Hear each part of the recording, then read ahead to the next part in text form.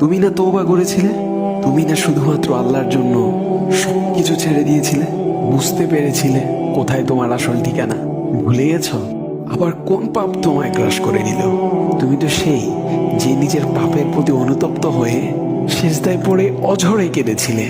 তাহলে আবার কেন দুনিয়ার ধোঁকায় পড়ে গেলে? কেন ভুলে গেলে কোথায় তোমার আসল গন্তব্য? তুমি কি হার মেনে নিয়েছো নফসের কাছে? তুমি এত দুর্বল? ভুলে গেছো তুমি কার বান্দা? কে তোমার রব? তোমার রব তো সর্বশক্তিমান। সর্বশক্তিমানের বান্দা আবার কখনো দুর্বল হয় নাকি? মৃত্যু পর্যন্ত লড়ে যাও তুমি। শয়তানকে দেখিয়ে দাও তোমার ইমানের পাওয়ার।